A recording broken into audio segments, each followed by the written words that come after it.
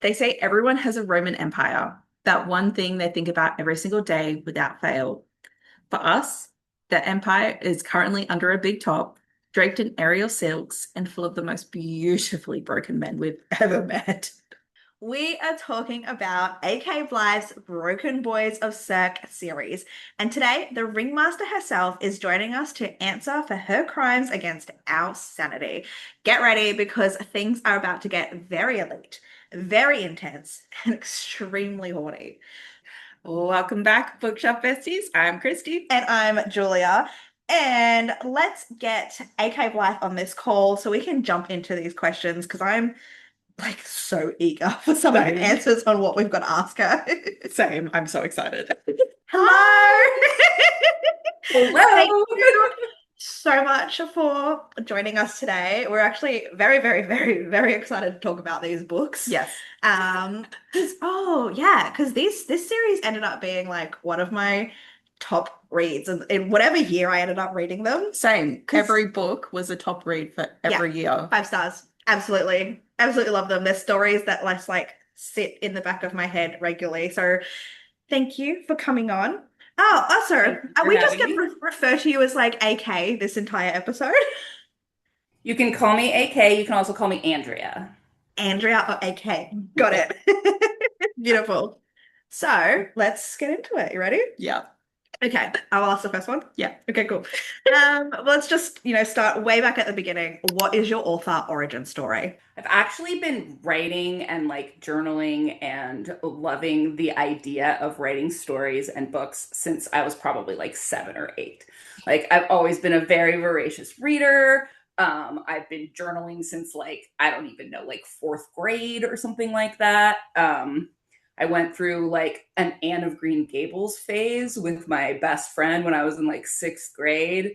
And, we read all the Anne of Green Gables books. And so we were journaling together, and it would be like, we'd get together and we'd journal together in the very like flowery Anne of Green Gables style writing. Love this. I actually wrote my first smut story when I was in 7th grade.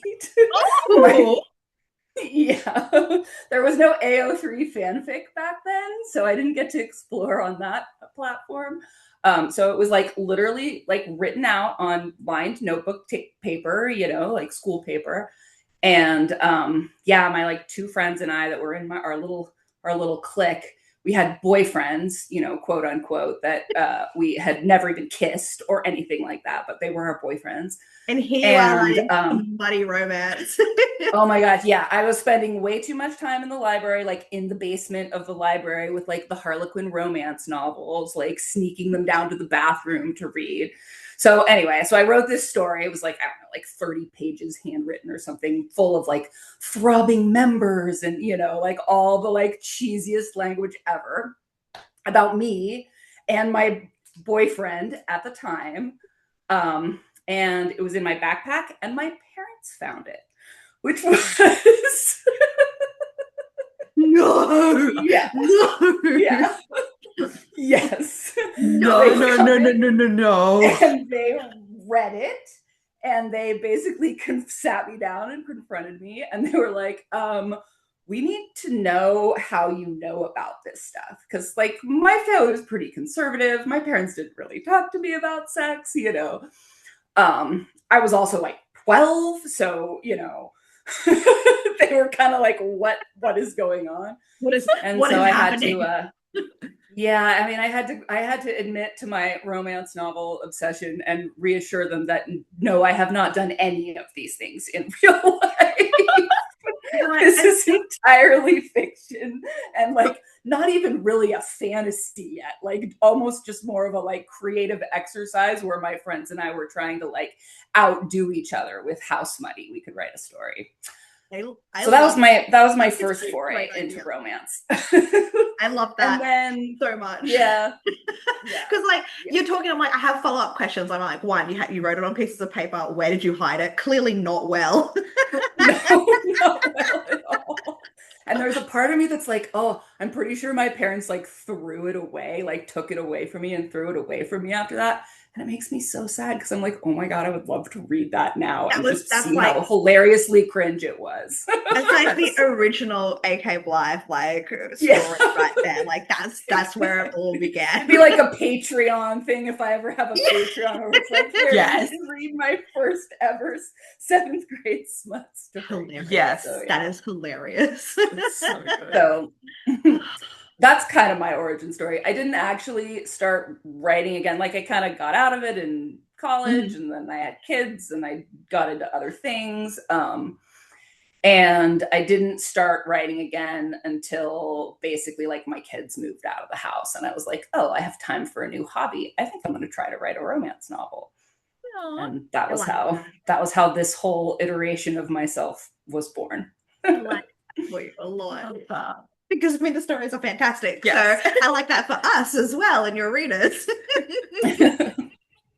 Okay. Describe the Broken Boys of Cirque series in only 3 words. Oh gosh, this is one of those things that like I have no elevator pitch. I am so bad at marketing my stuff. People are always like, "What are your books about?" I'm like, well, Peanuts. Please don't make me come up with something short and snappy about my stuff. So I'm gonna do this one. I'm gonna say that like all 3 of them are so different. Yes. Really. So we're gonna say that they're all angsty and spicy, and Yes. Wrist Locked is messy, angsty, spicy. Unlocked Dive is horny, angsty, spicy. Yep. And Catcher's Lock is like healing, angsty, spicy. Yes. 100% agree. I feel like it's so perfect. Yeah. So I guess for like any of our listeners that haven't read your series, basically the Broken Boys of Cirque is a series of their interconnected standalones that follow like a group of elite aerial circus athletes through their struggles to find unconventional love in unexpected places.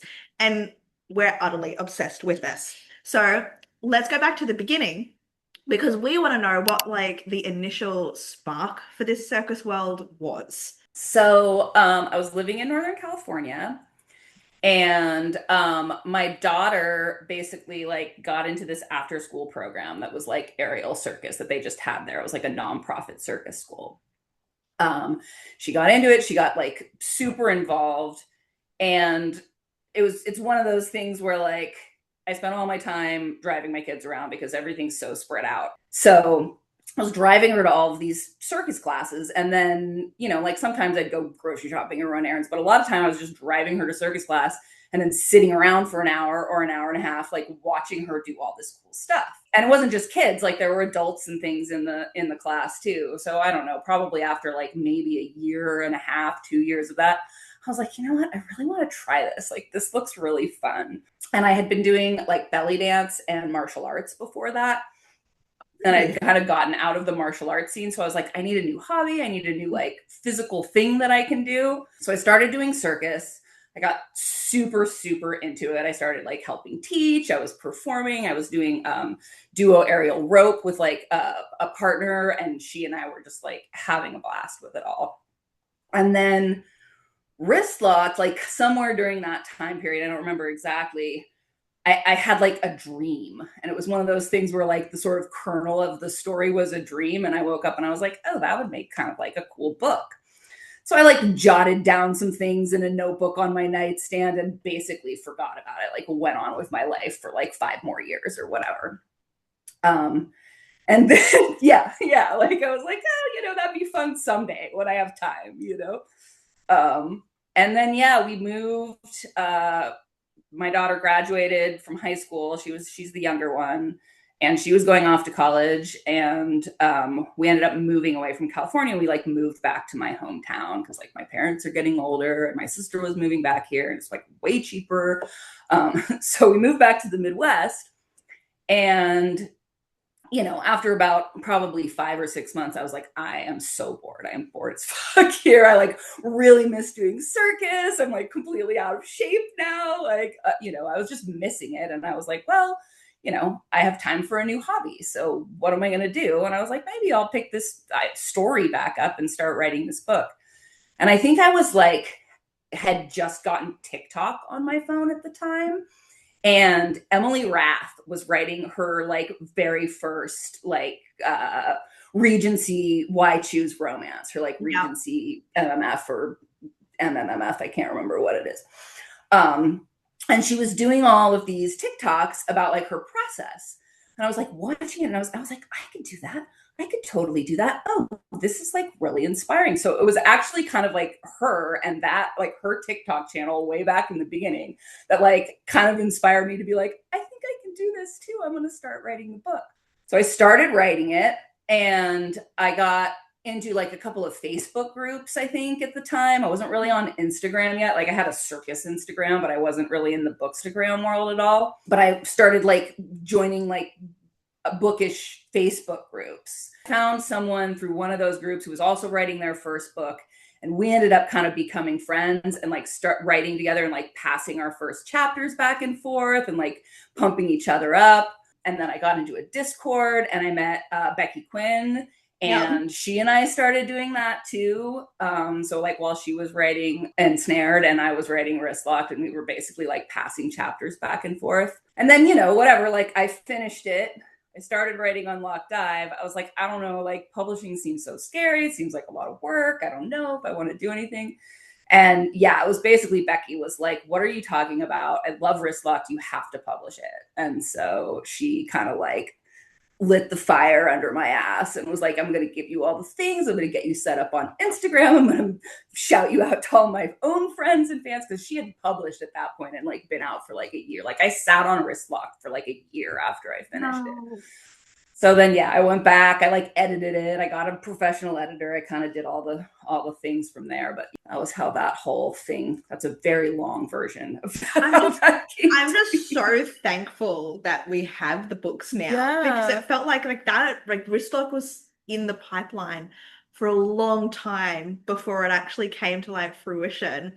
And like in saying that as well, I think it was because of Becky Quinn's Facebook group that we discovered yours, and we applied for like the arcs for Wristlock, and I tell you, I have a lot of people that like, that basically read Wristlocked because of Becky, and she was the one who kind of like turned them on to it. So I'm forever grateful to her. She's amazing. My eyes hearing this, like it's so wholesome. It's one of those like bookish community and bookish world things. I'm like, I just really like hearing like other authors supporting authors. It's like, it's not like, it doesn't have to be a competitive world where it's like, no, I'm not going to support you because you've got a book and I just want people to focus on my books.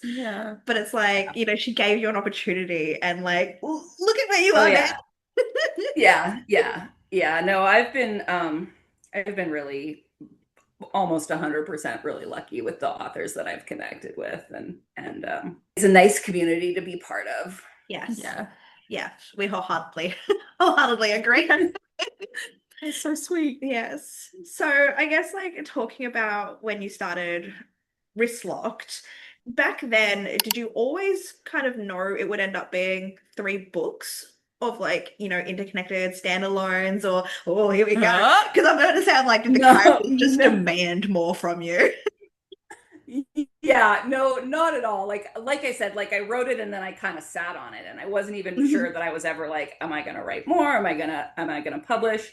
I wasn't, at the time that I wrote Wristlocked, like I wasn't really involved in the bookish community at all. Like there's like, looking back now, I'm like, oh my gosh, it's so messy. There's some like problematic shit in there that like I probably would have never gotten away with if I'd known better or would have been brave enough to write, and at the time I was like, I don't care that it's not to market. I don't care that they're, like I didn't know about tropes. I didn't know about any of that stuff when I wrote it. It was just this story that I thought writing for like I wanted to tell.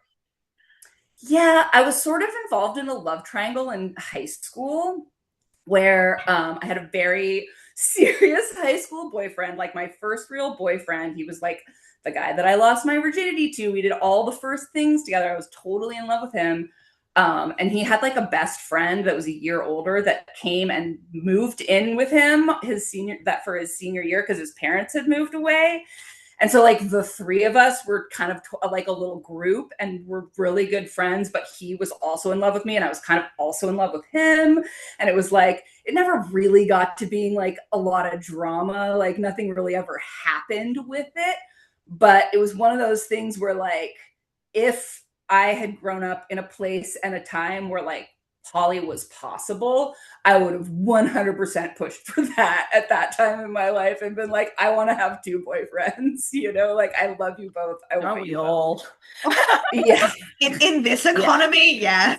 I know, right?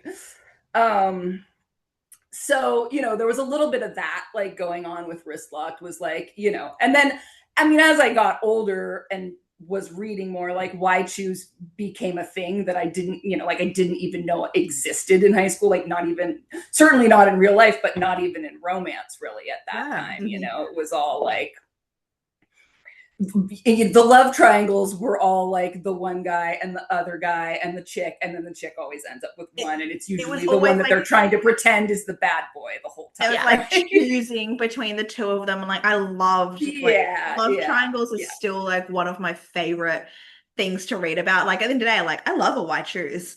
Like why choose, you know? Yeah. And now that I'm older, I'm like, yeah, why choose?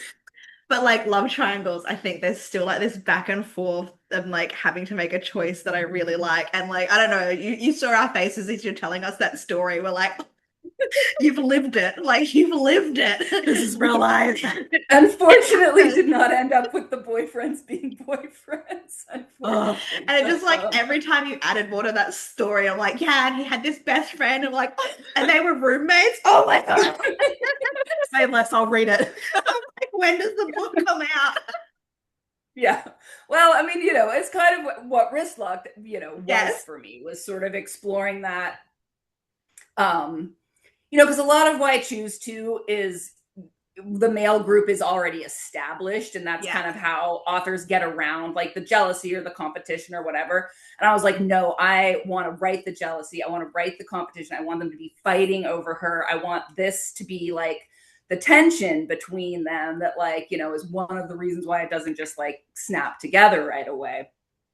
And that was, you know, that was what was kind of fun about that. Yeah, fun about that for me was like writing this like, well, it starts out as a love triangle and there's a lot of antagonism really between all of the characters. And then, you know, it ends up being like, but we'd actually none of us work without all three of us, you know.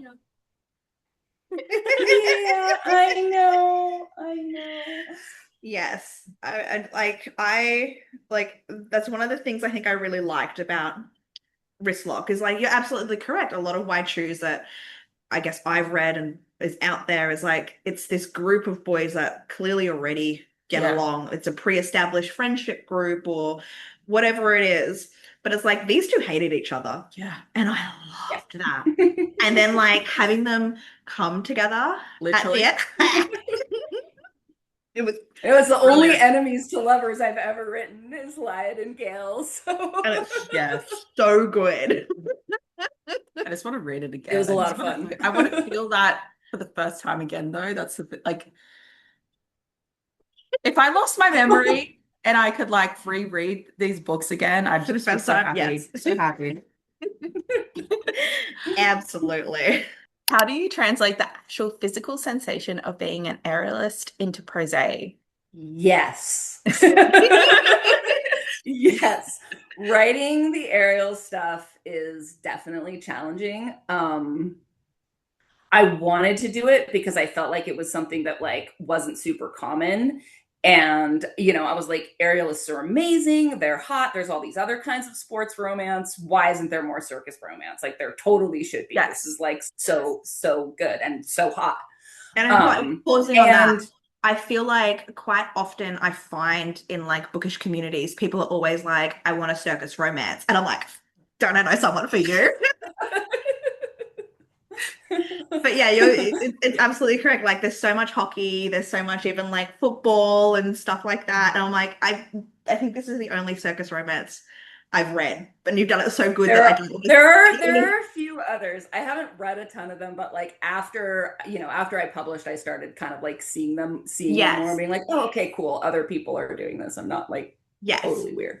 Yes. But it's just like, you've done yours so well. I don't want to look for other ones. I'm like, nothing can compare to like these broken boys. Sorry. Well, and aerialists are a little bit like a lot of people, they say think circus, and then they're thinking big top, but they're thinking more like circus freaks or circuit, like kind of like that, like kind of creepy circus vibe, I feel like is a little more common. Yeah. Yeah. Whereas Especially aerialists in romance. particular are not as common and deserve more love in the romance world. But as far as like writing the circus stuff, I really thought it was gonna be a lot easier because I was like, I do this. I totally like, my daughter does straps. I've done straps. Wristlock is straps, right? Like that's the thing. So I've been around it a lot. I knew the names of all the moves. I know the names of all the equipment, but there's like, it's such a specific vocabulary. And because I write in first person, it doesn't really make sense to like define everything when I use the words, right? Like, because in Gia's mind or Gail's mind or whatever, they're not going to be like, yeah, I'm working on my roll up, which is this, or I'm working on my dislocks, which is this. So figuring out a way to like have the internal narrative feel natural and realistic for somebody who's grown up in this world, it thinks in this world, is completely comfortable in this world, has this vocabulary ingrained in themselves, while still making it at least somewhat accessible to the reader, was super challenging. And I put the circus glossaries in, but like even when I'm doing the glossaries and I'm trying to write the word, the description in words, I'm like, just go on freaking YouTube and look it up. Which a lot of my readers have then messaged me and been like, oh my gosh, I went down this rabbit hole, right? Like then they start going and like looking at the videos and you're like, oh, this is really cool.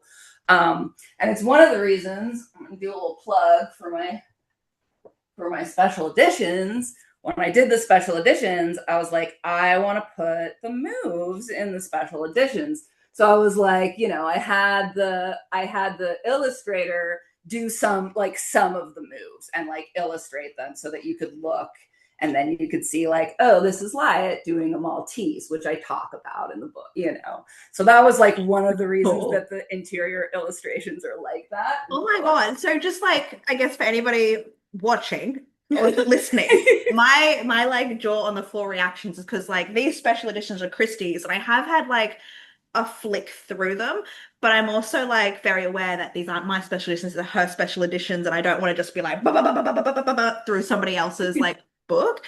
So seeing those images, so good. Yeah. And I ended up also being one of your readers that had some very targeted for you on like my reels and TikToks that were very much like aerialists and circus tricks, after doing like a lot of Googling about wanting to see, like actually see the moves like play out on YouTube and whatnot. Yeah. I'm not complaining at all because it's hot. It is. The talent on the kid is spectacular. And you'll also notice if you read all 3 books that the number of like aerial scenes and aerial references goes progressively down throughout the series. Like the first one is like, they're at circus college, they're training all the time, there's a ton of scenes in the rehearsal room, they're talking about it a lot. Like the plot is very much connected to to the circus stuff. And then in Unlocked Dive there's some of that because Echo's injured and he's recovering, so there's some of that too. And then Catcher's Lock is actually the first one where they're not both aerialists. Mm-hmm. So you kind of get this other like little look into the world of this traveling, like small family traveling circus, and what are some of the other things that are involved in that aren't just, being an aerialist. So yeah. But writing the moves and figuring out how to describe them is definitely challenging. It would have been. Which is probably one of the reasons I did it less and less over time. Well, I was going to say, like, it's paid off because I know when I was reading Wrist Locked, I don't have like a circus background, an aerialist background. Like the most I can probably relate to is book three because I've done like some pole dancing as part of like, health and fitness and everything like that. So I could Mhm. relate to that, but I'm like, that didn't come into play until like later, later, later. And even though I wasn't familiar with the circus terms and whatnot, it never like took me out of the story if I didn't understand something. So you nailed it. That's Yeah. what I want to say is like you clearly like nailed the execution of Thank it. you. Thank you. I'm glad. Yeah, I did have a couple of reviews on the first book that were like complaining about it, and I moved the circus glossary to the front in the second two books. I was like, okay, at least put it at the front so people know it's there if they want to reference Yeah. I can say it. thank you for the glossary. I'm Yeah. I'm a stubborn reader and I'm just like I should know what this word is by the time like I see it for the second or third time, but I'm also aware I have a goldfish brain sometimes. So I did use the glossary. Continuing on from that, given like the high stakes athleticism of your books, what's actually harder to write? Is it like an aerial scene or a smut scene? So probably you can tell from my previous answer Yes. that the aerial scenes are harder. And partly that is because there's an established vocabulary around smut, Yes. right? Like, um, everybody knows what cock means. Everybody knows what thrust means. Like, you can describe things and people know what you're talking The about. robbing Um, membrane. yeah, exactly. I don't get too crazy euphemistic with my sex stuff. I mean, definitely the hardest part I think about writing smut scenes is like not getting repetitive with the names of the body parts. I'm always like, why aren't there more words for fingers? Like you have that like Yeah. palm, hand, fingers, and then you're out. And like in wrist lock, especially where there's like, three of them and two of them are the same gender. So it's like, okay, I can't always just say he, like Yes. the pronouns get challenging in the smut scenes and the body parts get challenging in the smut scenes. But with wrist locked especially, the whole book was built around the sex scenes. I was like, okay, this is how the plot progresses in sex scenes in terms of like the emotional plot and the relationship between these three people. It's gonna, whatever. It starts out with Gia and Lyot, and they have this established relationship, and it's very kind of safe and familiar and da da. So those were the scenes that like I had a million notes on. I had little snippets of it, like in notebooks everywhere. Like when I was lying in bed at night, like those were the scenes that were like really alive in my head. And then filling in the gaps between them where I was like, oh, I have to do actual plot to like get them from one sex scene to the Oh my other. God, they actually have to do Fuck. something with their lives. Yeah. I gotta have all these side characters. Crap. So that one, the sex scenes were really easy. And Unlock Dive also, like, because Echo and Bird, it was just so much about this like incredible attraction between them. And like, like it was forced proximity. It was one setting. It was like there was not a lot of other things going on. And it was also my first time writing strict with two characters who were already established in their sexuality. Like Bird was bi, but he'd been bi for years. There wasn't like any drama around it. Echo is very, very gay and proud of it and sassy about it. And so that was a lot of fun, and it was fun to write those scenes. And then when I got to Catcher's Lock, the spice scenes were actually the hardest part of that book to write. Because I think that I kind of went into it with this idea that like Joshua is a virgin. So of course Jem is going to be like the dominant one in their sex scenes, right? Like he's going to be the one, even though, like he's the one who's having the awakening. He's the one who's had sex before. He's more, it's obviously going to be. And then I could not do it. Like I just could not write them that way, like it was like full writer's block. I was like, this is not actually what their dynamic is. This is not actually how their personalities work in these situations. And I think the first, like, I don't know, spoilers, the first real scene after they get back to Josh's house, when the first blowjob happens, that's just between the two of them. I ended up sort of falling back on like their banter and this like very kind of like sweet, like we're actually on this level really comfortable with each other because we've been friends for so long. And so it became like, as soon as I sort of fell back into like the dialogue and how are they talking to each other about what's happening, then the pieces kind of fell into place for the spice. And then, you know, once I had sort of like broken that seal, it was, you know, it was fine moving forward. But yeah, I'm sorry, Petra's that was Lock a was missed opportunity not saying once I kind of popped that cherry. exactly. Once I popped that cherry, it was all good. Amazing. I need to go back. I loved the first blowjob between the two of them. I loved that comment. Well, it's funny because like the club scene with Benji was actually the first scene that was ever like conceptualized for that book because my original idea for Catcher's Locket was that it was actually going to be MMM and it was going to have a third in it. And then I just realized that like no, these two have so much that they need to work out with each other, and like that it like wasn't fair to their story to try to like fit someone else into it. And that scene in the club is like the last little like holdout of the original outline that still kind of I made it into the I final love story. that Easter egg because I'm just like that's something you don't know about the history of that story and those characters. And I'm like, okay, it's interesting knowing that this could have been an MMM. And I tell you, I would have loved an MMM. But these two, yeah, Yeah, it feels right that it is just them in it this had to be. Yeah, relationship. I mean, I couldn't like all the dual timeline stuff. I was like, I have to do these flashbacks. I have to do all this dual Yes. timeline. How do I do that if there's a third person that they don't meet until later? You know, like yeah, it was just I Makes realized pretty early on like that was a fun idea and would have been because I was like, well, what can I do next that's different? And then I was like, no, that's not going to work for these characters. And I'd already committed to those being the characters to Yes. the next yeah. book because I teased it in Unlock Yes. Dive. So I was I like, I know. have to write this book. It's got to I work. know, like Kristie and I, we had a really good time every time we heard there was like another book coming out.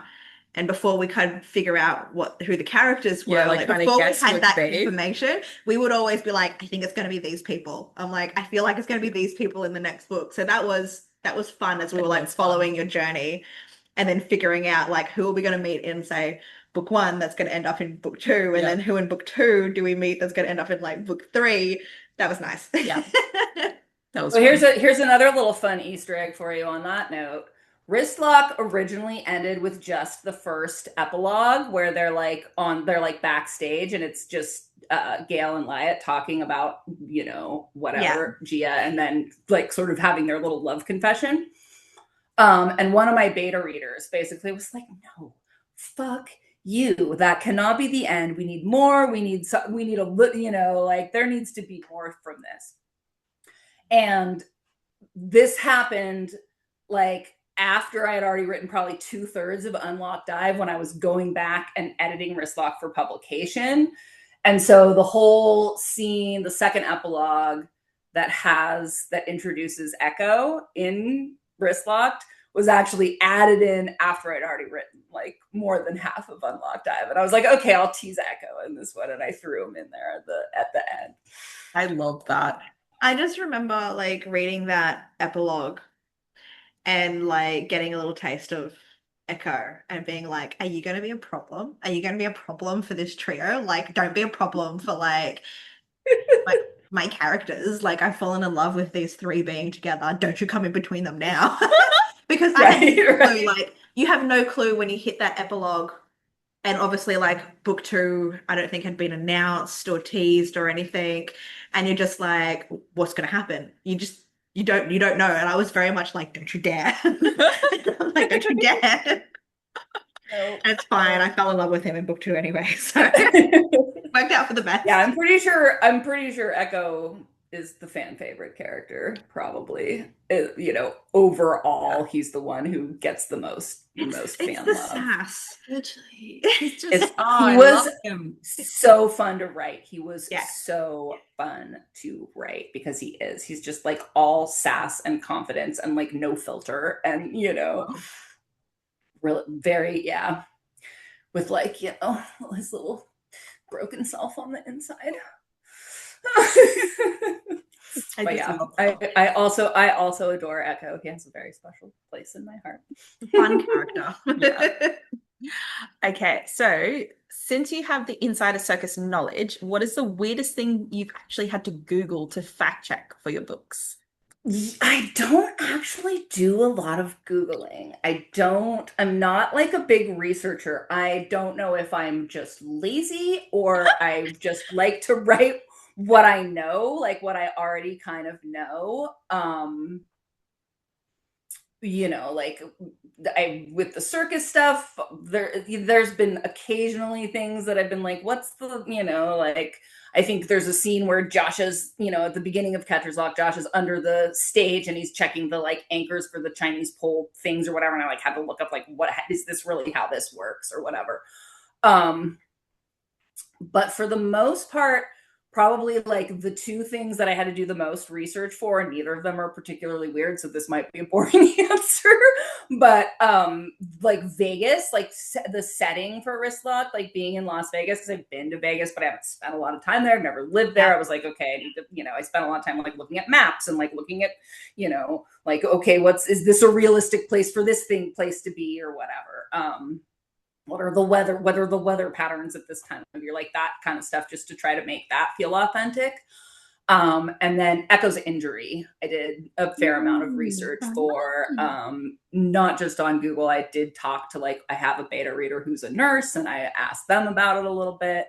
Like, is this, you know, somewhat realistic?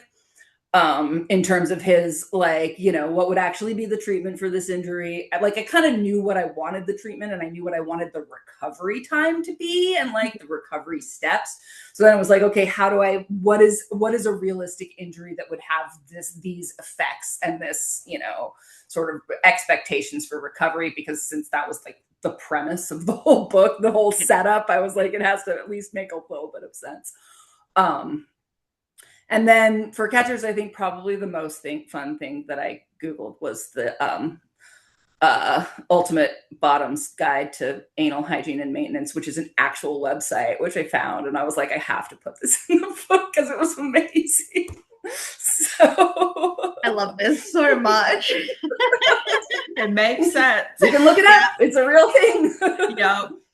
Oh my God. I love it. I love the subtle sip of the tequila after as well. Okay, so one last question before we get into the characters and like the romance between all of them. If you were to pack a bag for a show today, what three things would you never leave behind? And are they like the same as like any of your characters' must-haves? There's two things that I would not travel without to a show. Yep. Like I told you, I did rope. So I would take my rope because I need it.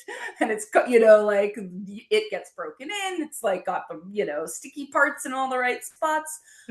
So my rope and my rosin, which I don't really talk about rosins in the books that much. You don't use it in straps, but it's basically like, I think it's the same rosin that you use on like a surfboard? like violin bows or like yes. cello bows. That's right. Surfboards is like black.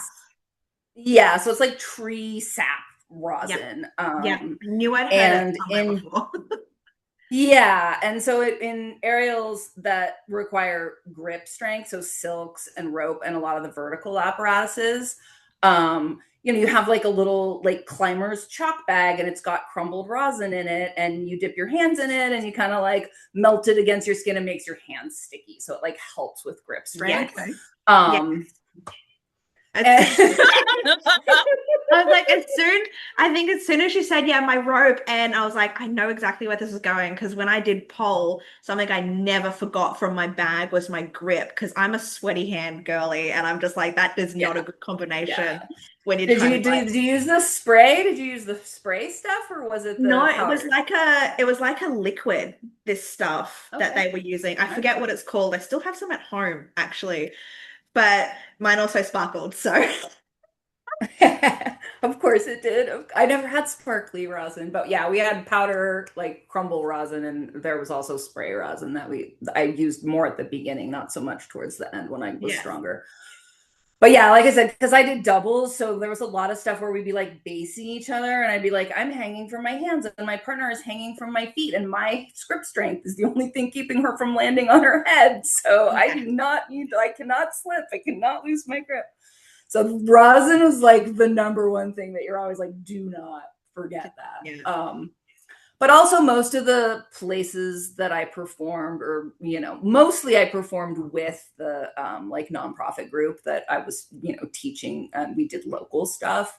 The couple of times that I went out and like performed in San Francisco or whatever, like we brought our own stuff, but they also provide a lot of that for so it's like if you don't have your own.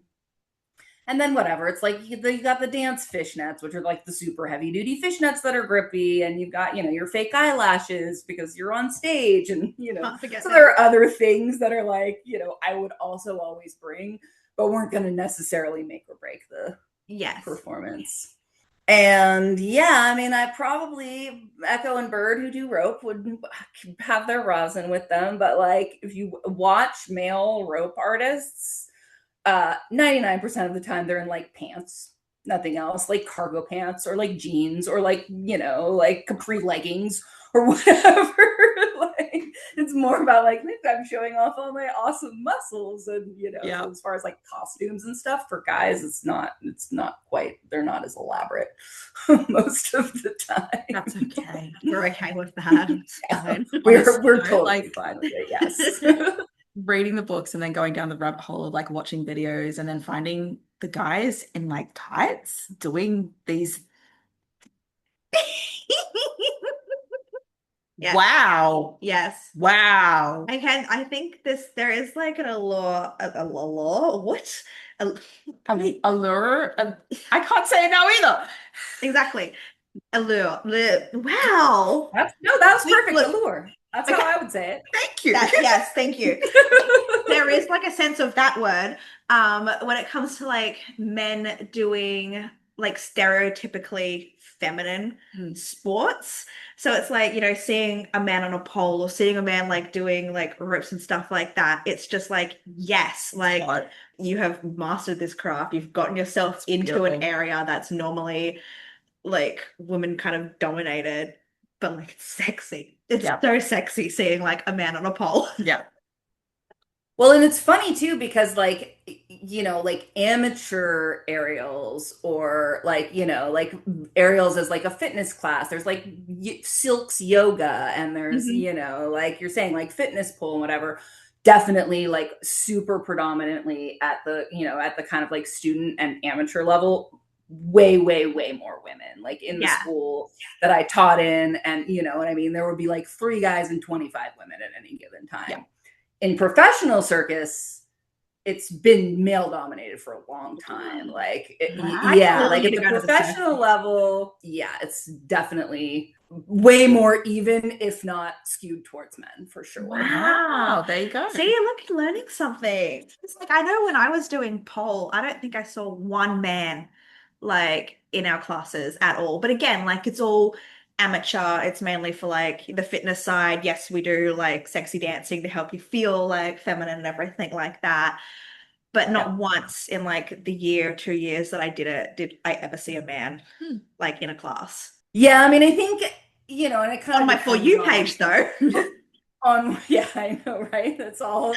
Well, I think the flying pole, which maybe is like a new thing, because I don't remember. I don't know if it's just my algorithms catching up to what I'm interested in, or if it is sort of a Fern, are newer you listening? discipline. I need more I mean, men like on poles. Chinese pole is definitely, Chinese pole is classic circus, been around forever. Yes. And, and there are a lot of men that have done that forever. It's not, you do it in clothing because it's like covered in this like stubbly, rubber thing that like tears up your skin if you're not wearing a long sleeve shirt. So it's a little different from like pole dance, which is done on a smooth pole. And then flying pole, which seems to be kind of coming in as like, okay, we're taking dance pole and we're adding this aerial component where, okay, now we can lift you up in the sky. And I don't know if it's new. It feels new to me just because I have only really started noticing it in the last, couple of years. But it does seem to be too, like, this is a way that I'm seeing more men in like a dance pole-esque kind of art form. Yes.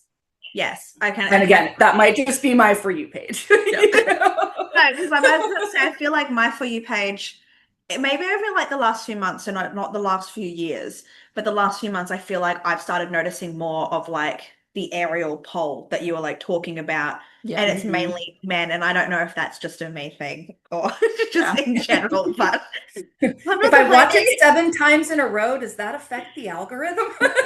Fine, are you listening to this conversation? Please. The FBI agents like, Julia will love this. Let's get back to talking about men on poles. There you go. Okay. So one thing we loved about this series is how fluid and honest the connections are. You don't just give us romance, you give us these 3 incredible MM and MMF dynamics that aren't perfect. They're flawed and problematic with issues each of the couples have to overcome. We have to talk about the bi awakening and the MM content.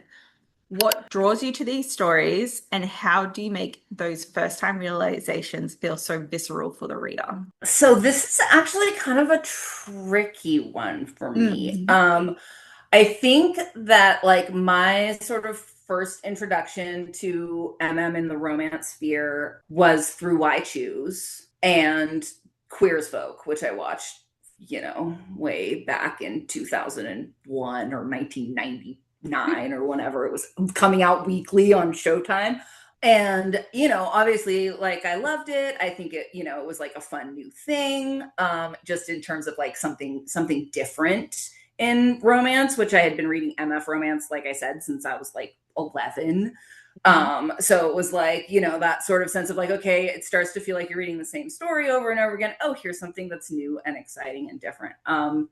But like sort of my own, it's not really my motivation, but for me, when I'm writing those awakening stories, like it's actually important to me that like they're not traumatic, I guess. Like I'm not trying to I don't like, none of my books really have that like the sexual awakening or the sexual realization that my sexuality is different than what I always thought it was, are something that the characters really struggle with or fight against. Yeah. Like it's more very much almost like, I market them as bi or bi awakening, but there's like an element of like pan to that, which is really like, okay, this person is in my life and their genitals don't actually really matter at this point. Yeah. Like this relationship is just becoming a part of my romantic and sexual reality. Like that. So like Gail and Wyatt obviously have, like hate each other at the beginning and there's a lot of conflict between them, but there's never really a point where Gail is like, I don't want Wyatt in this dynamic because he's a guy, or I don't want him around because he's another dick. You know what I mean? Like as soon as he sort of realizes that like, oh, I'm attracted to this person, he doesn't, there's no part where he's like, I'm ashamed or I'm fighting this in himself on that level. And, like, I think that in a lot of, of queer stories, that it's really sort of easy to fall back on that, like, the awakening, and then that having that be traumatic in some way, or having that be something that the character fights about, is a very easy way to create conflict in the story. It's super common. It's, like, I read it all the time. I enjoy it when I read it.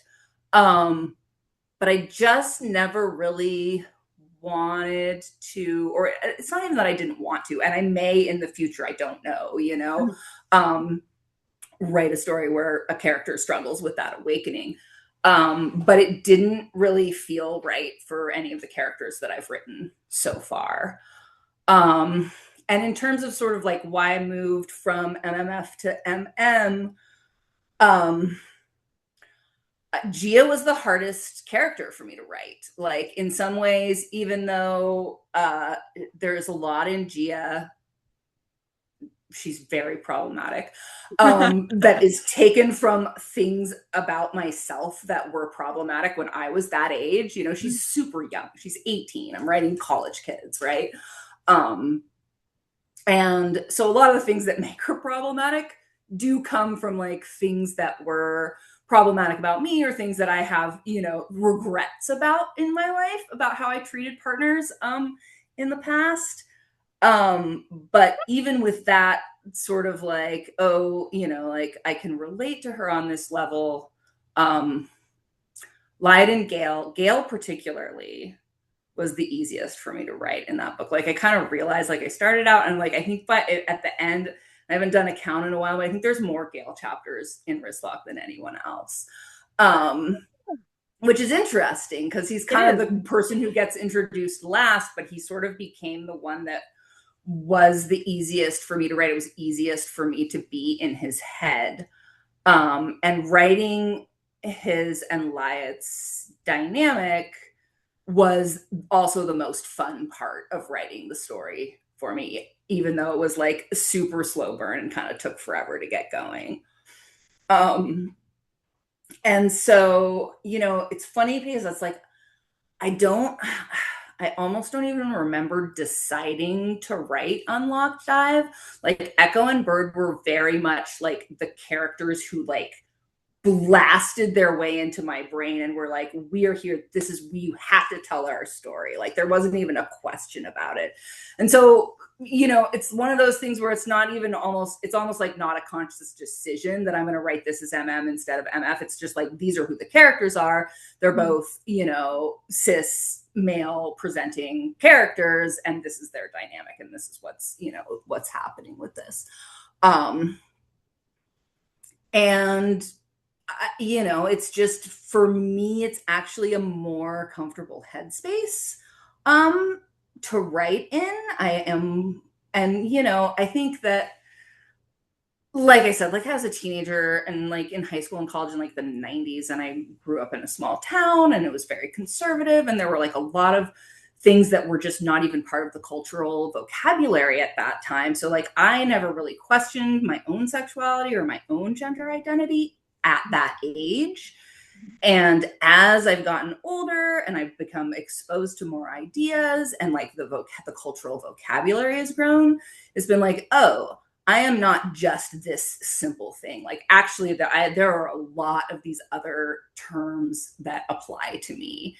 And, romance feels like a safe place for me to be that person and explore that part of myself that never really got to be a part of myself when I was, young and having sex with lots of people. I've been with my partner for almost 30 years at this point. Yep. So it's like, the patterns are kind of set in terms of what I actually get to do. And it's like, I don't miss it. I don't have any, there's not a lot of regrets. It's just that like, this is a place where, as somebody who's actually kind of more on the ace spectrum now, like, I can kind of explore these things that I never got to explore when I was way more interested in sex myself back in the day. Yeah. So I like that. I don't know if that actually answers the question, but no, like, I feel like that's a great response. And like, as you're talking, like, I'm having like I don't know about you, but Yeah. I felt like I was having these realizations where like, like I'm a woman, I'm like engaged to a man, I've got kids, and it's like, and this is just my reality. Mhm. But like I read books where I love to explore, genres and tropes and different relationships, whether that's like something I'm searching to find within myself or something I'm just curious about in general. I still have like this belief that no one's 100% straight. No. And it's like you've said it before about your Yeah. books, it's not necessarily like the genitalia someone has, it's the type of person they are that I think like took me several years to realize like that's what I'm attracted to. Mm. It's like the person, not necessarily that they're a man or that they're Yeah. a woman. Agree. Yeah. 100% agree. And I think that, like, I'm not going to tell you how old I am, but like, you can probably guess at least the range. 21. Like over it's not, I think it's not even just that like gender and sexuality exist on a spectrum. It's that it also exists on a timeline that is malleable over time. Like it can absolutely change throughout your life, just like, other parts of your, experience change or your identity change as you, grow and, get older. Yeah. So yeah, it feels, very much like it's all sort of, it's in like 4 dimensions, right? Never suit. I'm simply eating it with a fork. Yeah. Brilliant. I like to refer to it. Okay. I feel like the next question we were going to ask like more about the bioawakening and whatnot, but you've answered it and summarized it absolutely beautifully Yeah. in like in what you just did. Um, so I guess in like this high intensity, very masculine kind of environment like elite athletics, how do you like approach writing characters who are also discovering like their sexuality, they're discovering their sexuality or embracing like an attraction for the first time? Like, does being circus make it easier or more high stakes? And I feel like we've kind of touched on this Yeah, I in mean, a I way, haven't, but yeah, but not I quite have not ever specific. actually been in the circus world at the level at which I write my Yeah. characters. Like, I am not, I got into it in my mid 30s, you know what I mean? Like, it was always very in this small pond, small scale level that I was at. So I can't really speak to like if I Yeah. was actually performing with Cirque du Soleil or whatever. But from my experience, and my daughter is at a like a circus school in Europe.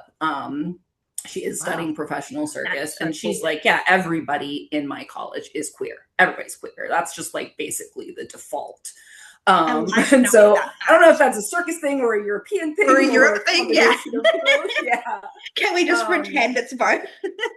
yeah, and also, like I said, like I was in Northern California. Northern California is very kind of like queer friendly, queer normative. Part of the country that I was living in when I was doing circus. And I like, again, because it's like I don't really, and part of it is that I don't feel like it's my place to write like queer trauma because that hasn't been my experience. Yeah. So framing it in a space of safety and, more queer normativity just like feels better for me. And that's pretty much the experience of Yeah. of my characters. Like none of them have families who reject them for their queerness, or what I mean. Like they're all they have other family issues maybe, and Yeah. it's not like they're all like perfectly healthy people. There's lots of Yeah. other shit going on, obviously. It's like I know like But the it's thing that not we centered on the queerness. Yeah.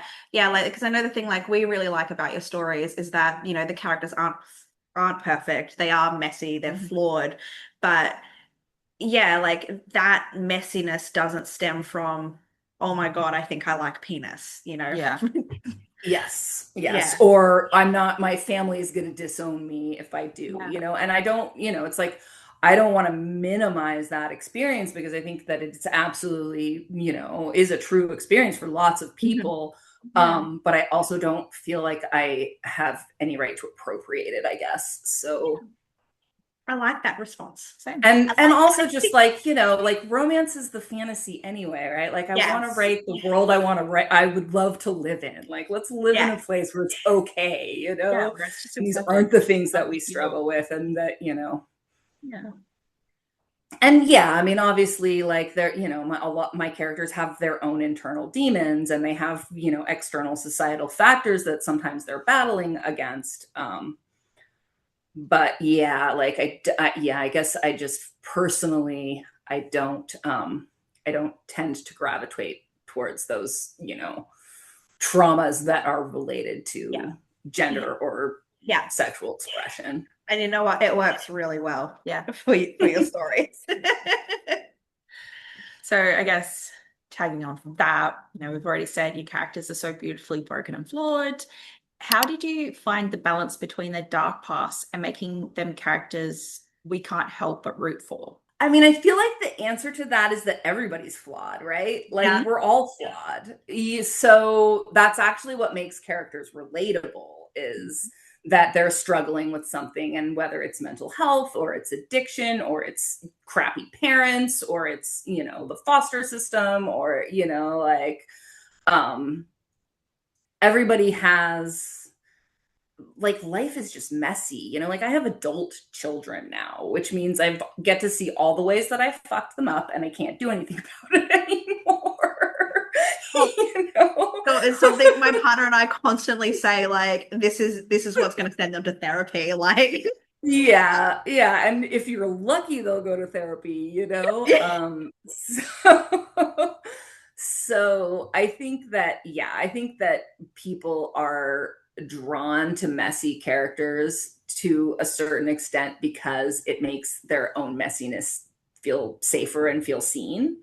And we all want to believe that we can be messy and broken and, like flawed and still be deserving of love, be deserving of good sex, be deserving of a happy ending, like we want those things. We all want those things. And we don't want, all the ways that our parents fucked us up or, we fucked ourselves up or society fucked us up or, like whatever we're battling with. Like, yes, obviously strive always towards healing yourself. But it doesn't mean that you aren't deserving of good romance along the way. I like that. I really like when you said, we're all deserving of good sex. I'm like, yes, we are. Yeah, right. Yes. But also, like, we're all deserving of love. Yes. Yeah, that too. Yeah. And like romance is that they go hand in hand. And so, yeah, that's even better, right? I love that so much. Yes. Okay, so I feel like building on from that, obviously, you're known for like the high heat and your extremely horny characters. How do you balance like the intense physical moments with the deep angst and like hurt comfort theme that we love as readers? So I actually am a very strong believer that the spice should always be part of the plot. Yeah. Like it should not be it should not be an add-on. It shouldn't just be like, okay, we're taking a break from the character growth so they can get nasty and it can be hot for a while. And They deserve sex. Yeah, well, they do. But I think, like I told you how, like I plotted Wrist Locked as like sex scene to sex scene, but it was like each of the spicy scenes in that book is like a catalyst for some shift in the relationship, right? And they're not all easy. Like some of those catalysts are, like a little bit painful or a little bit fucked up. There's definitely some like more hardcore, especially in Wrist Lock because it's just kind of darker. I was going to say quite literally painful, and so it's just yeah, and I'm very and messy, and so for me it's like there's not really a separation when I write between the angst and the hurt comfort and the spice. Like those things go together. I love putting humor in my sex scenes. I love putting, like gut-wrenching, heartbreaking, sob-worthy moments in my sex scenes, and I like putting conflict in my sex scenes. Yeah, and part of that is just for me, if as a reader, like I still read way more than books I've written. Like the number of romance books I've read is probably in the tens of thousands at this point versus the three that I've written. So, like I get bored if it's like the spice is like, is outside the plot or is outside the emotional growth of the characters, or the story. So that's just not how I write spice, right? Like, so, it's not a like balancing so much the spice and the hurt comfort as integrating them. Like, how do I make them work together? That's like, love it. Like, that's even like a really good tip for any aspiring authors in this conversation here as well. I don't feel the bullying right now. But like, maybe that's something I just didn't realize about your books, is that it's not just sex. Like they're working something out, or the plot is still going on. Like it hasn't taken that pause just so they can Get freaky. Yeah, just so they can have some relief.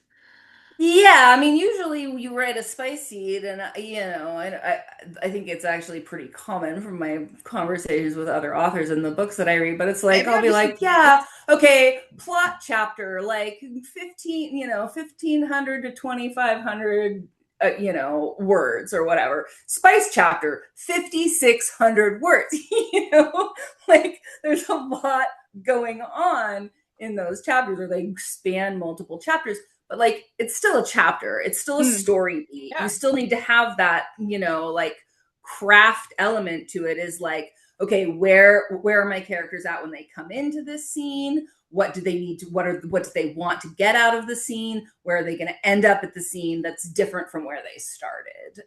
Because those are just sort of like the basics of storytelling. And if you sort of shunt them to the side just because you're like, oh, I want to write some hot, nasty dialogue, or I want to write da-da-da, then, like sometimes it works. Depends on what your reader is looking for. But for me personally, that's not nearly as satisfying. Yeah. So your books often deal with heavy emotional weight. How do you decompress after writing particularly grueling or intense scenes? So I'm going to make a confession, which is I am like the slowest writer in the world, and I have a day job and a horse, and I like to read, and I like to watch like Dungeons and Dragons podcasts, and I pretty much only write on the weekends.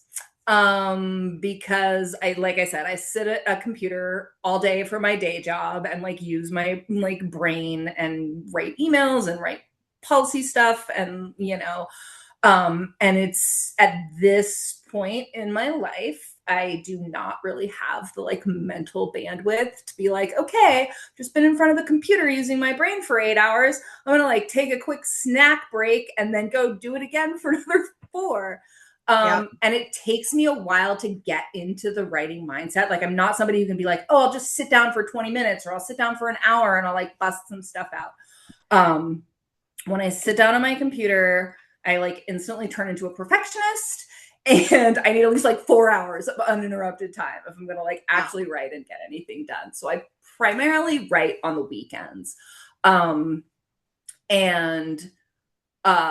then like in terms of decompressing from like I actually like writing feeds me on such a deep level, and like the satisfaction, because it's something that's like, like I have to plan for, and because it's something that like I write really slow, and I very much am like an edit as I go. I can't move on until the sentence feels perfect, and it's not like I don't go back and edit and stuff, but like my first draft is like 90% of the work.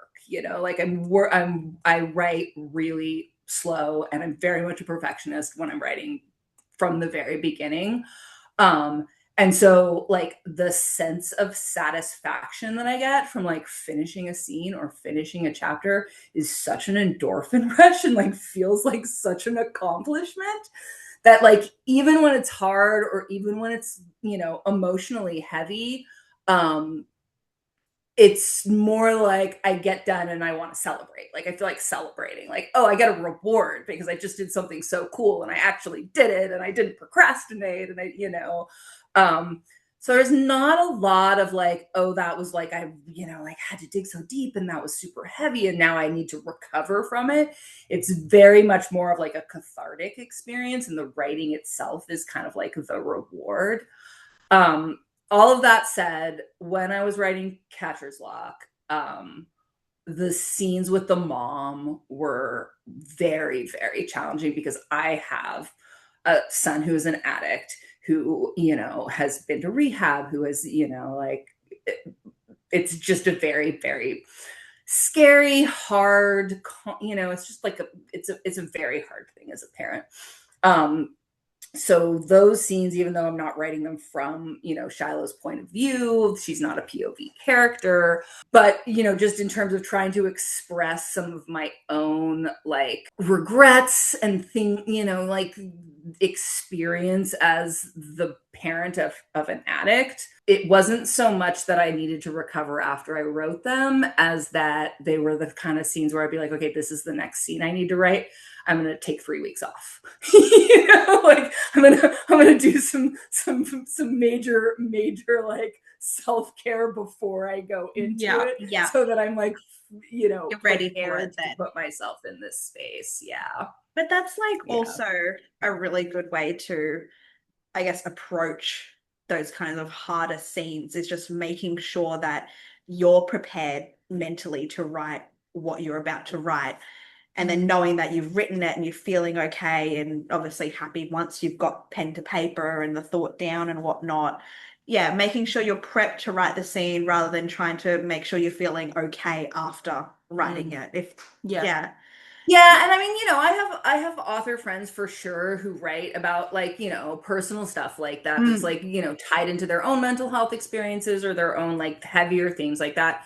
And everybody's different. Everybody approaches it in a different way. Some people do need like recovery time after, you know, like that's completely valid. And also I know as an author experience that happens for sure, where they're like, I just very vulnerably spit all this shit out onto page, and now I need to like take some time to kind of rebuild my internal walls so that I can like function in my daily life, you know, because there is some, you know, like exposure or splitting yourself open that happens when you do that. And in some ways I'm lucky that like I work remotely. My children I don't have small children in the house that need constant care. Like I don't have, my partner is incredibly self-sufficient. You know, like at this point in my life, if I need to be like, and now I'm just going to like lie down and veg out and on my phone for 4 hours and not take care of anybody and not talk to anybody, I absolutely have the ability and the freedom and privilege to do that. And helps with not feeling like I can, you know, like I can make myself vulnerable on page and not feel like I have to scramble to get my armor back together because I have to go out into the world somewhere and function in front of other people. Yeah. So I'm just kind of lucky that way, basically. And be like, yeah, I'm just going to keep my camera off in my meetings today and I'm not going to answer the phone. I really like that approach for you. And I feel like it's a good tip for, any aspiring writer or somebody who even just wants to write like as a hobby itself, is to look after like your mental health and the different ways that we can like approach that situation. Yeah. Everybody's different. Yes. Being a human is hard. It is difficult. So, you know, may we all be lucky enough to figure out what works for us and makes it less hard. Being an adult sucks. It does. It's challenging. Yes. There are perks. But yes. there are definitely trade-offs. Exactly. Like I have adult money now that I can spend on like special edition books, for example. Yeah. And now I can read and write the smutty romances and not have to worry if my parents know about it. Exactly. I can stay up late reading as long as I want. Yeah. I just, you know, might pay for it the next day at work when I still have to get up and be in front of my desk at 8 o'clock. Exactly. So Which character did you like both love and hate to write? And also, who ended up being the most unhinged on page? Probably Gia for both. Like I feel like after she that is a earlier like comment about Gia being like yeah, the like hardest, I'm going like, I back to had a that, like feeling. she was the most challenging, is definitely the one that readers hate the most. Like she gets the most hate, like, and I can't even argue with them about it. I'm like, yeah, You're yeah, like, yes, I'm she's a completely self-absorbed. She's like super selfish, like she's problematic in a lot of ways. Um, I mean, obviously, whatever. They're my characters. I love them. I love their story. I don't, I don't want to say that she doesn't deserve her happy ending. She totally does. But yeah, she's the one who does the most things that I like can't really justify. Um, and I think that there's a certain extent, like, I mean, yes, she was more challenging to write in some ways, but also if the character is too hard to write, then it's not the right character. I don't know if that makes sense. It does. Um, I do a lot of pre-planning for my books and a lot of like pre-work. I should have brought in my like crazy stack of notebooks. I still keep journals, which is where I do all of my like outlining, my plotting, my like waking up at 3 a.m. and jotting down ideas, and like, and I've got a huge freaking stack of them at this point. And so like there a lot of like character work goes into making sure that I understand the character. I know what they want. I know what their motivations are. I know what their backstory is. I know what and it's like their voice develops once I actually start writing. Like there's an element of their voice that doesn't come out until I actually start crafting chapters in their POV. But a lot of the things that I think would make it very like where I'm battling with this character, or this character doesn't feel natural or is uncomfortable to write. I like work that shit out before I even try to start writing them. And it doesn't mean that they don't sometimes, like I was saying, like with the spice and catcher's lock, like they don't sometimes be like, okay, well, I had a plan for you that is obviously not actually realistic at this point, because now I have your voice and I've written, a third of the book in your character voices. And I'm realizing that this plan that I had is not actually like realistic for you. And that definitely happens sometimes where it's like, oh, okay, like I have to readjust my expectations of like what the vibe of a particular scene is going to be, or something like that.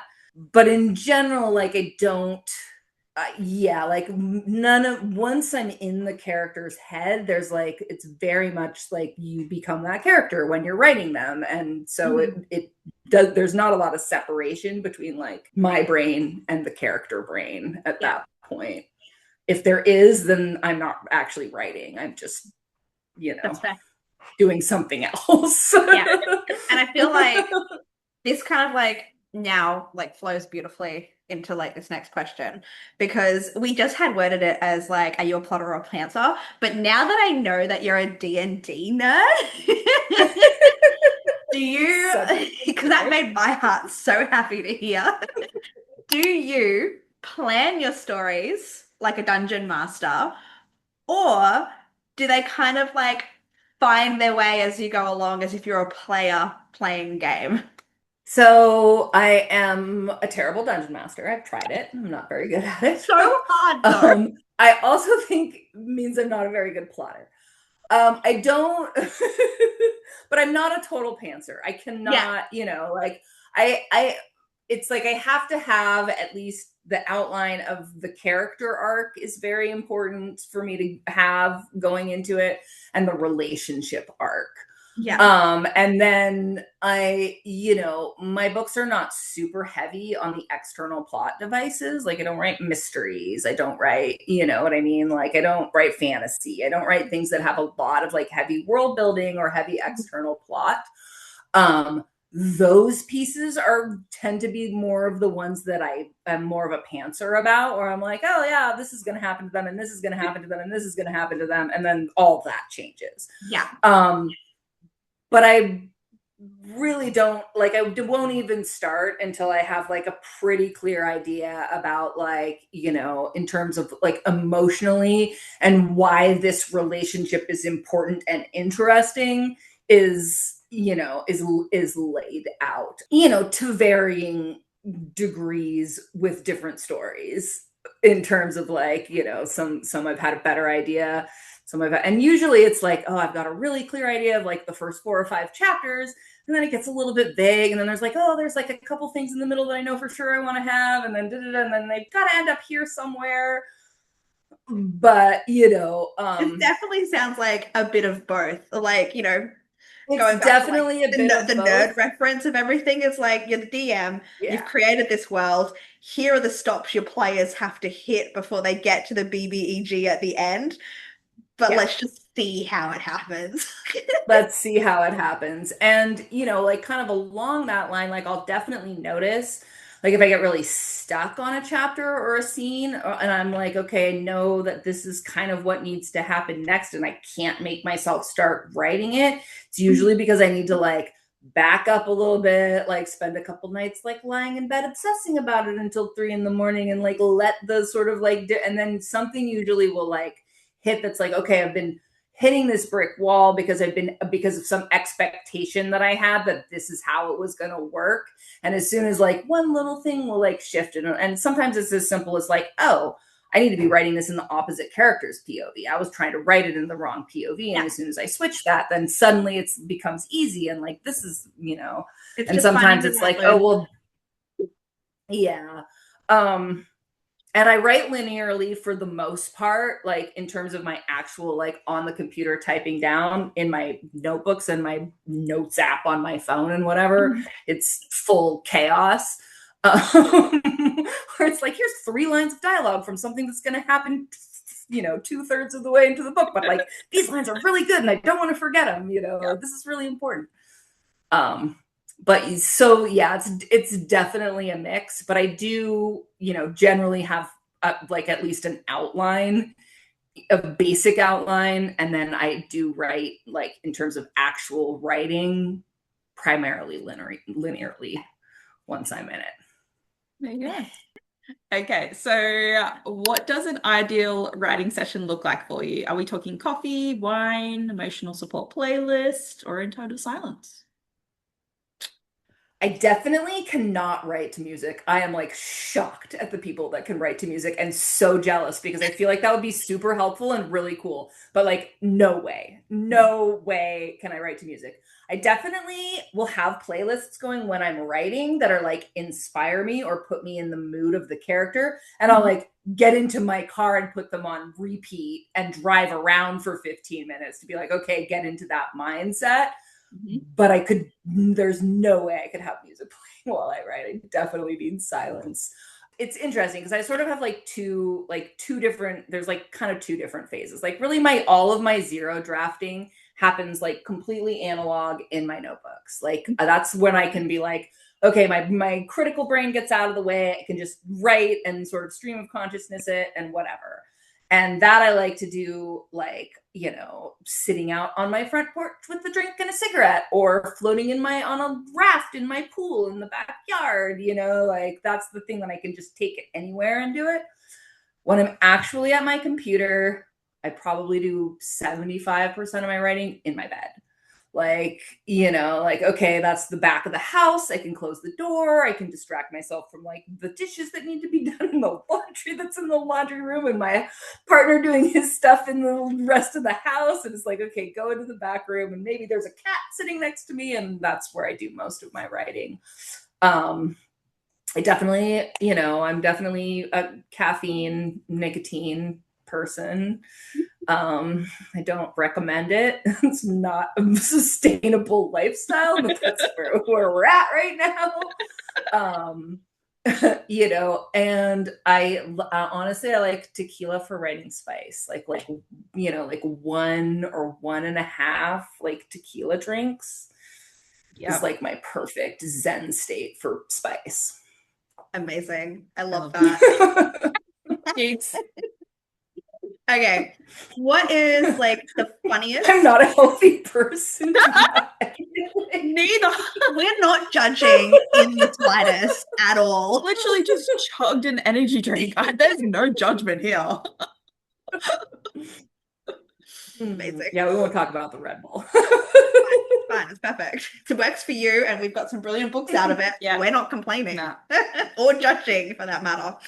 Okay, so what is the funniest or most out there reaction you've ever gotten from a reader regarding like the spice levels in your books? Because I'm going to tell you now, I still cannot get out of my head the first spicy scene between like Gia and Wyatt, where they just literally go down an alleyway at the college and he sticks a finger up her butt, and I'm like, it's cemented in my head forever.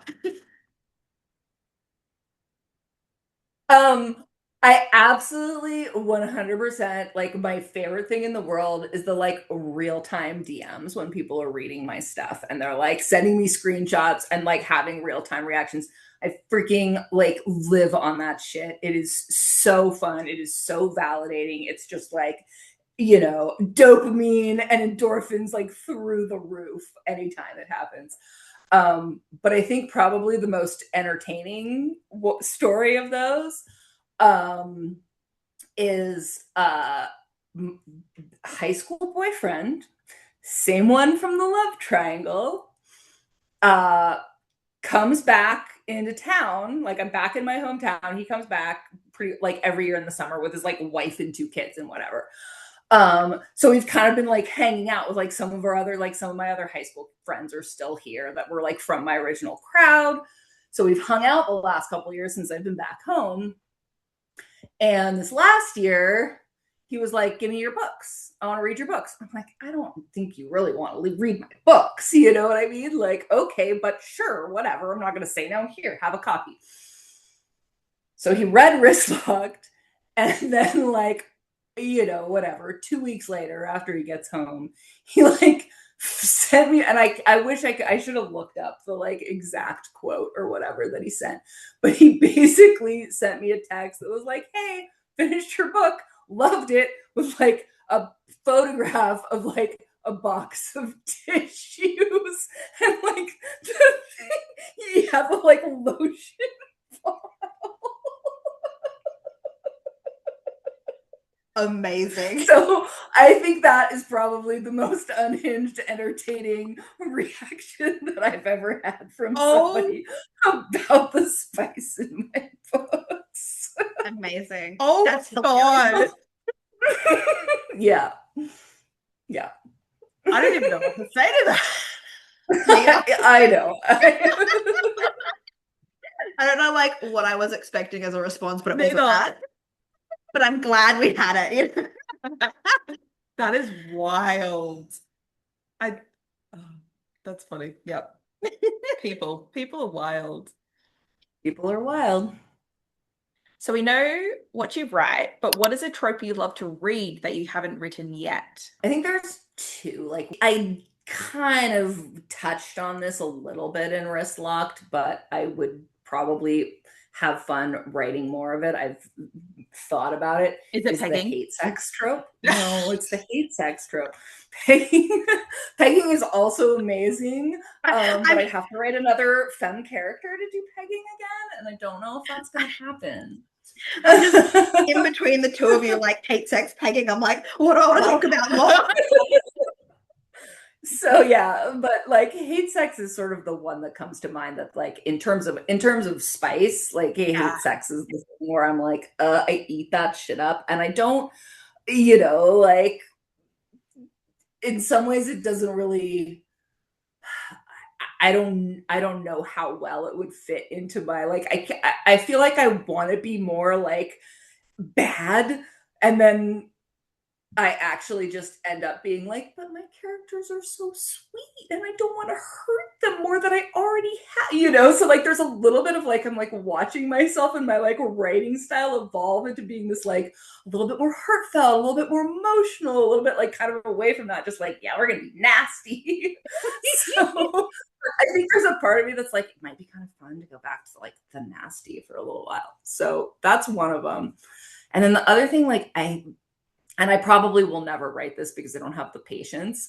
But I actually probably my favorite trope is the like crazy, super slow burn. Like it takes them 3 books to even kiss. You know what I mean? Like your Captive Prince series kind of stuff where it's just like crazy slow burn. I can't say I eat that really up.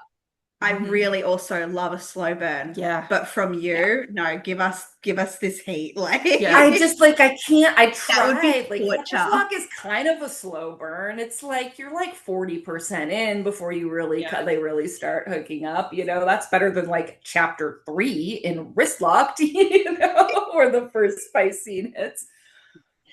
But I don't know that I don't know that I'll ever write a multi-book story. Like I think the like interconnected standalones or the standalones is just sort of my speed because I really kind of suck at and don't have a ton of interest in writing really complicated external plot. I like the relationship. The relationship and the emotional stakes are the part that's interesting to me. And it's hard to draw that out more than 100, 100K pages or whatever, 120 at the, I think, Catcher's Lock is the longest at like 115 or something like that.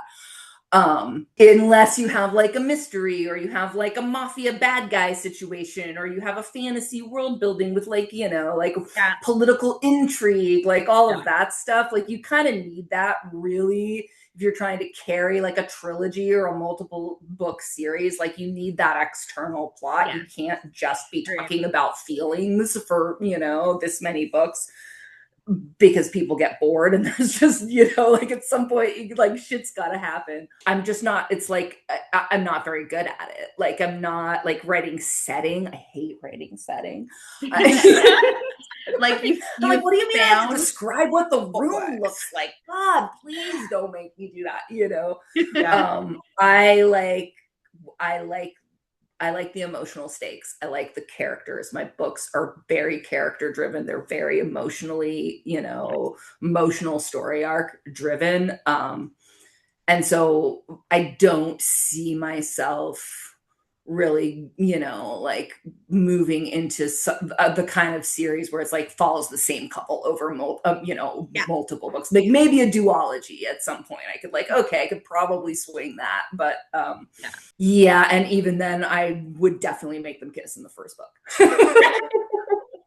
Just going back to the original question, which is like, I love the super slow burn, but I don't think I would ever be able to pull it off. And that's like so fine because like you found what works for you, and obviously like that's what like your readers are loving as well. Like embrace it. I eat that shit up.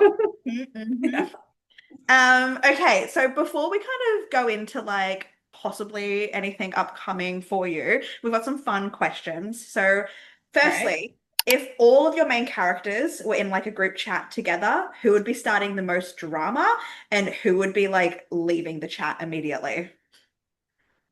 I feel like the drama would be like a Gem Echo combination where like it would be like the two of them egging each other on and like creating chaos. And I feel like Joshua would be like the like parent figure in the chat who was like, okay, I'm trying to like bring this back together. And probably Gail would be the one who would be like mute, whatever. And then like secretly go check what they were all talking about every once in a while because he doesn't really want to be out of the loop. He just doesn't like has no patience for the drama. I love that. I can see that. I can totally see that. Okay. Now we have some this or that blind questions that we did not send you beforehand because we want your honest reactions on them. Surprise round. Okay. Yeah, bring it on. The tequila's gone, so I'm totally ready. Well, I feel like we already know this first one, but I'm going to ask it anyway. Slow burn or instant lust? I, as a reader, 100% slow burn. 100%. Yeah. As a writer, definitely like I like the attraction. Like you can do instant lust and still drag the yearning out for a while. Like you can pull that off. I personally, as a writer, like I want to write them lusting over each other. I want to write them noticing the like muscles in the forearms or the sweat that's dripping down to the collarbone or what, like those little sort of like moments of attraction, even before there's a relationship. That stuff's fun to write. Yes.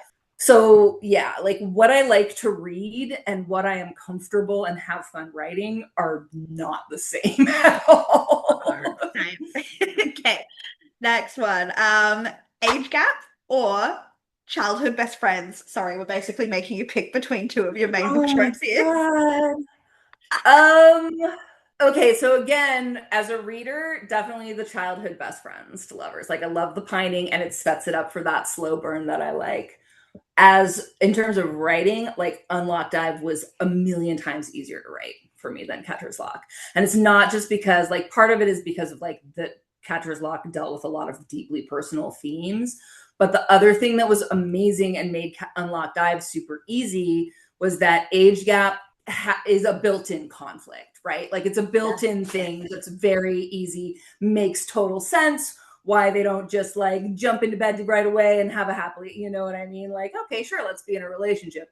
So that like very, very understandable, ready-made external conflict plot device of age gap in Unlocked Dive made it really easy to, to write the story. I love. Okay. Physical book or Kindle? Oh my God, I read on my phone. I'm like totally one of those people who has the Kindle app on my phone and I put it in dark mode and I read it until like 1 a.m. because it doesn't keep my partner awake. That's so fair. Yeah. Okay, I'm going to make a pick now between silks or trapeze. Oh, silks. Enemies to lovers or friends to lovers? Right? So this is like the balance between my like hate sex versus super slow burn. Yeah. Like, I probably can't pick between those two. I'm very Why much choose? like dynamics. And, I've been wanting to write another enemies to lovers because I had so much fun writing Gale and Wyatt. But yeah, I probably could not choose between those two as either a reader or a writer. Yeah. We're okay with that. Okay. Forced proximity or forbidden romance? I probably think that, like, as a writer, I would rather write forced proximity. And as a reader, I would probably rather read forbidden because it can be more complicated and because I tend to like gravitate at this point towards the things that I don't feel like I could do myself when I read. Like I want to read outside my comfort zone. Yeah. Mm-hmm. Okay. Praise or degradation? Definitely praise. I am like an oldest daughter, like full on like praise, external validation. Like, personally, I'm please doing tell me you good. like me and I'm good at stuff because otherwise I'm gonna have a complete meltdown. Well, I feel like this next one might be easy for you then, maybe. Look at me or good girl, good boy kind of trope. I think probably the like look at me or the eyes on me actually is a little bit harder for me. So performing for them or performing with them? Okay, can I have some clarity on this one? Is this a circus one or a sex one? Well, it could be both. Okay. I was going to ask the same clarifying question. It could be both. Oh, that's going to totally depend on the character for sure. I know we're going to get into the like, like next time on what's coming up, but one of my current projects has an exhibitionist. So that would be definitely a performing for. No, that's good. I want to talk about is that good? I don't know. You've got us distracted. It's a segue. That was the segue. Okay. So before we get into this exhibitionist, now that like your full story is out for your interconnected standalones, how does it feel? Like, are you truly done with this world, or are there side characters that are currently screaming for their own spin-off? There is a spin-off novella already happening in the works. Yes, I thought I was done. I was like, I have all these other ideas. I'm like kind of overdoing the circus thing. I'm gonna like break out of the circus world. I'm gonna do something else. And then I was like, no, I gotta write this other story first. So there is a like side character spin-off novella that's happening. That I'm working on right now. Um, and I don't know that like I might come back to like circus themed or circus based characters at some point and do like like call it something else or Broken Boys of Cirque, series 2 or whatever, like I just have a lot of other ideas and a lot and other things that are like not included in this world that I created that I want to do first or next. And as far as like feeling like it's done, like I don't even necessarily know that I knew it was done until it was over and published. And then I was like, yeah, actually, I don't think I am going to write another one in this series. I think I'm going to go ahead and say this is a trilogy. It's done for now. For now, maybe being the operative word. And like, like I said, instantly I was like, oh no, but wait, I want to write this one more thing real quick. We're not complaining at all. Yeah. And I don't think it's, like there might even be little like hints of circus stuff in other books and other series because like I said, it's like something that I know. It's a fun world. Mm-hmm. But in terms of like there's not somebody that was introduced in Catcher's Lock or any of the other books at this point that I'm like they're really clamoring for their own whole novel, like beyond the the like novella that I have going on right now. So I don't need to reread them to start looking at Easter eggs on potential characters. Yeah, might have had a hello that are going to get their own book. Yeah, so but like, I have, like I said, I write really slow. Like if I am able to put out a book a year, that's like amazing for me. And I have like 4 things right now that are like, ideas or outlines or in progress pieces. And I'm like, okay, that's a lot of, like that's probably the next 4 years of my life. And, like we can if I actually make it through all of those, we could reevaluate what's going to happen next. And oh my God, I'm so excited about the thing that's being announced next month. Like really, really proud and excited about people being now you're just edging us. Fine, plus 5. Okay, it's A.K Blythe attempting low angst. I'll give you that. That's your teaser. I am sad.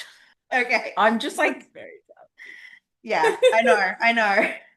We could just talk teasing around this for so long. Yeah. I just know it.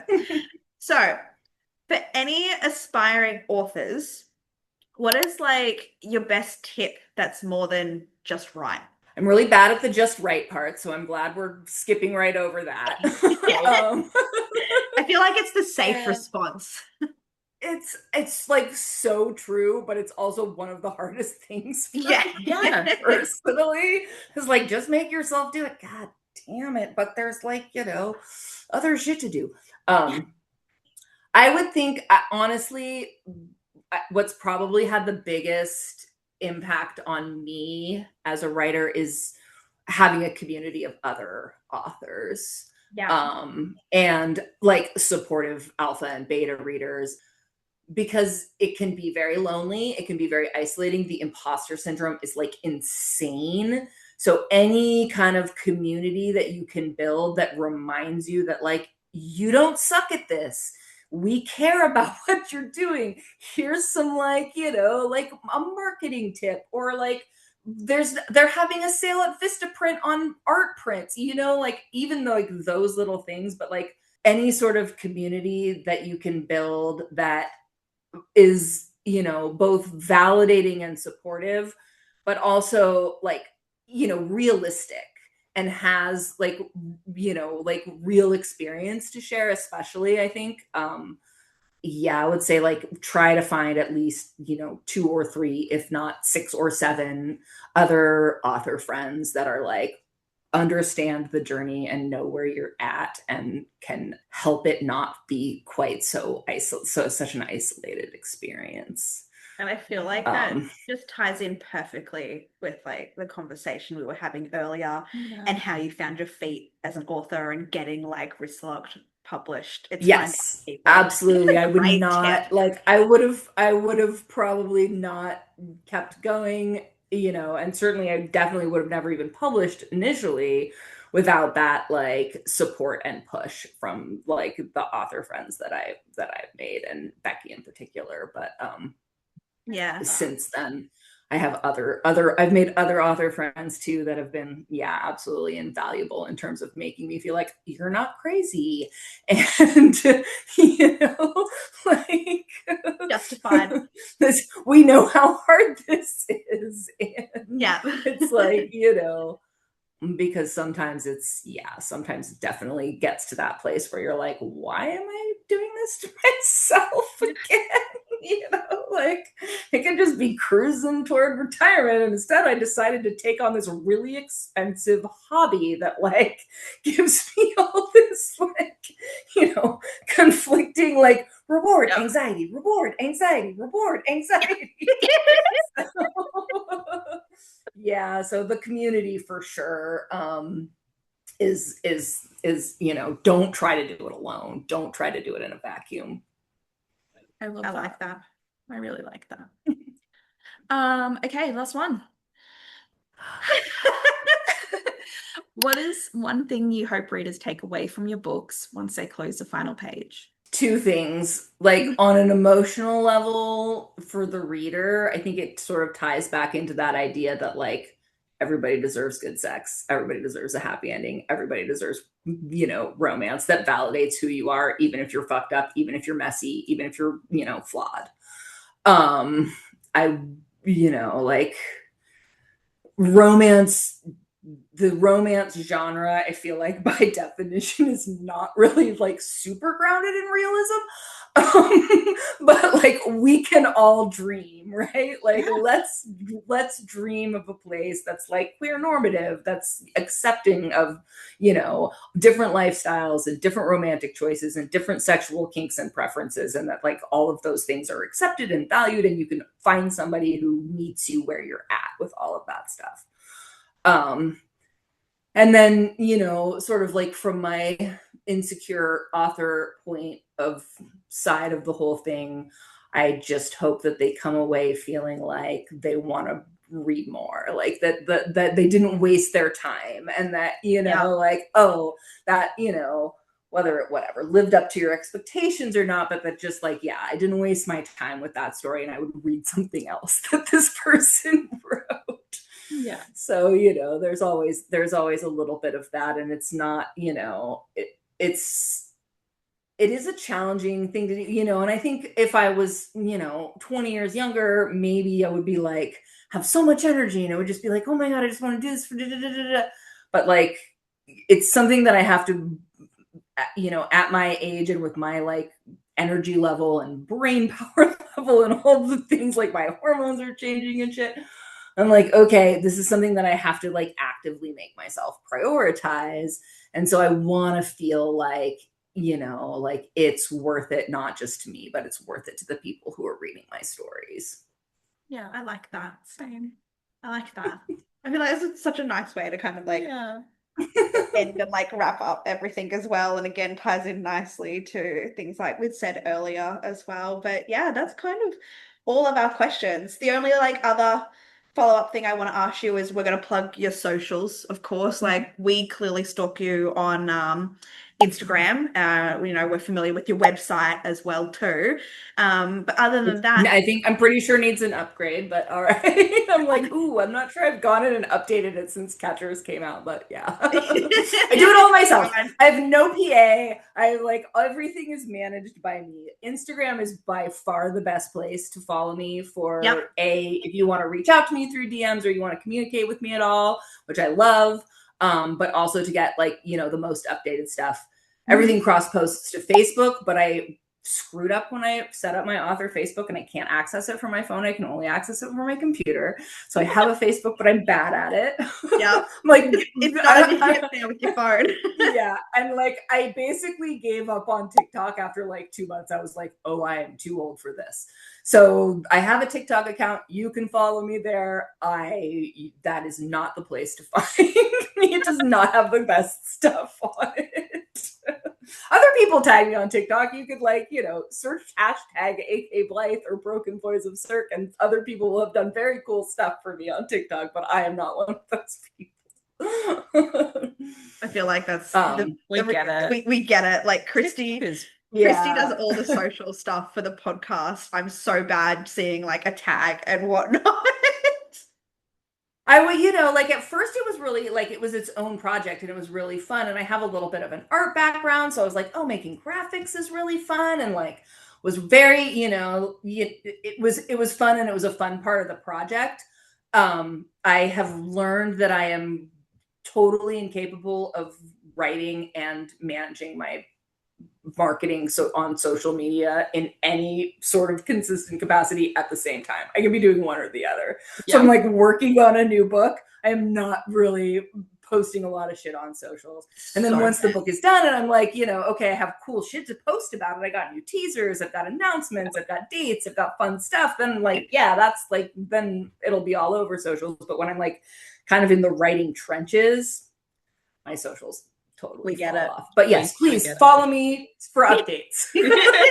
Beautiful. Well, we will plug your Insta. We'll put your website up. We will mention your TikTok still. And the Facebook group. And the Facebook group. But yeah, I think that's everything. Yeah. I don't have anything else to say. Well, this was amazing.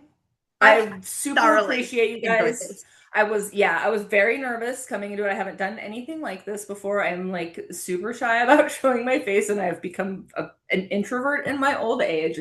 Whatever. But you guys made it absolutely fun and comfortable. And I had a blast. I would totally do it again. Yay. Yeah, I was like, it was one of the questions I said to Kristie. I'm like, I realized you have like a faceless Instagram page. I'm like, is she going to be like, you know, okay coming on camera, knowing like we're recording stuff and whatnot? And it was like 3 weeks notice. I'm like, okay, I can wash my hair. I can put on a little mascara. It's all good. Right. I even like, you know, I'm like, oh, I've got my cute, like, check it out, my cute, oh my gosh, I can do it. I've got my A.K Blythe tank top that I had made. So yeah. I love that. I just need enough warning. Yeah. Yes. Make myself presentable. We get it. 100%. I literally, I think I only wear makeup on like pod recording days now. Yeah, I don't leave my house a lot. I go to the gas station in my, you know, bathrobe. Respect. That's so fine. They know me there. They're like, you need 1 pack or 2 today.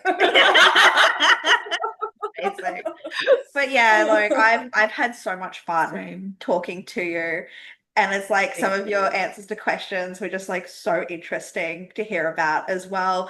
And I hope our listeners get as much enjoyment out of this episode as that, you know, we've had talking to one another. But yeah, thank you. Yeah, thank you again. You're good. Thank you so much for joining us. Yeah, but I'm sure thank you too. That was so much fun. That was incredible. Like, I just had the most fun time. Not just like asking the questions, but hearing what she had to say. And I don't know, I feel seen as a reader and inspired as like a writer as well. So 100%. And it was also just nice having that little fangirl moment as well. Yeah, 100%. 100% agree. And I don't know, we always hope that you guys as our listeners get out from these Q&As as what we put into it, or if AK isn't someone that was on your TBR, should be on your TBR now for sure. 100% agree. Mm-hmm. I will bully you. No, I'm going to take that out. No, she will bully you. So, if you're looking for an author who writes circus romance with hot main characters that are unashamedly messy, flawed, emotionally damaged, and horny, then we highly recommend The Broken Boys of Cirque by A.K Blythe. Until next time, happy reading!